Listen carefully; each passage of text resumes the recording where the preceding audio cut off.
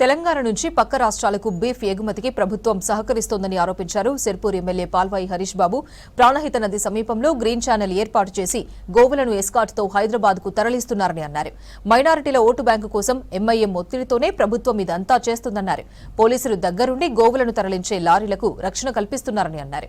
గోవుల రవాణాపై ప్రభుత్వం నిర్లక్ష్యంగా ఉంటే పశ్చిమ బెంగాల్ సీన్ తెలంగాణలో రిపీట్ అవుతుందని తెలిపారు హరీష్ బాబు. అసలు వారం 10 రోజులుగా రాష్ట్రంలో పెద్ద ఎత్తున పశువులు గోవుల అక్రమ రవాణా నడుస్తుంది. యథేచ్ఛగా విచ్చలవిడిగా అసలు ఊహ కందని సంఖ్యలో ఈ పశువుల అక్రమ రవాణా నడుస్తుంది. అసలు ప్రభుత్వం ఉన్నదా లేదా అనే డౌట్ ఇన్ని రోజులుగా కలుగుతూనే ఉన్నది. ఇప్పుడైతే మాకైతే నో గవర్నమెంట్ ఫీలింగే ఉన్నది. అసలు as if there is no government.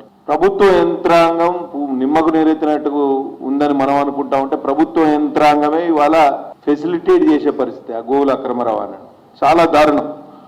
నోరు లేని మూగ జీవాలని కూడా చూడకుండా జంతు సంరక్షణ చట్టాలు ఏవైతే ఉన్నాయో, పశువుల సంరక్షణ చట్టాలు ఏవైతే ఉన్నాయో, prevention of cruelty to animals act ఏదైతే ఉన్నదో, తర్వాత ఏమి చట్టాలున్నా ఎన్ని చట్టాలున్నా ట్రాన్స్పోర్టేషన్ ఆఫ్ యానిమల్ రూల్స్ అన్ని తుంగల దొక్కి అసలు రాష్ట్రంలో ఏం జరుగుతుందో ఒకసారి ప్రజలు కూడా గమనించాల్సిన అవసరం ఉంది. ఇంత విచ్చలవిడితనం, ఇంత అరాచకం ఒక 10-15 రోజులుగానే మొదలైంది అక్రమ రవాణా.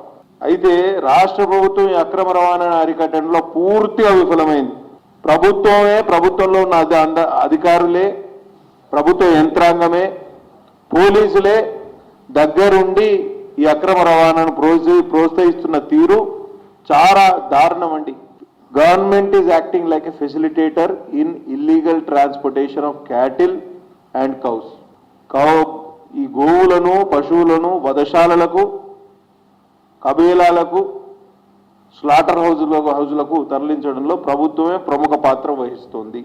ఇప్పటికే రాష్ట్రంలో లక్షలాది గోవులు, లక్షలాది పశువులు సరిహద్దులు దాటిపోయినాయి, కబేలాలకు తరలిపోయినాయి. విచ్చలవిడిగా అడ్డగోలుగా చేస్తున్నారు.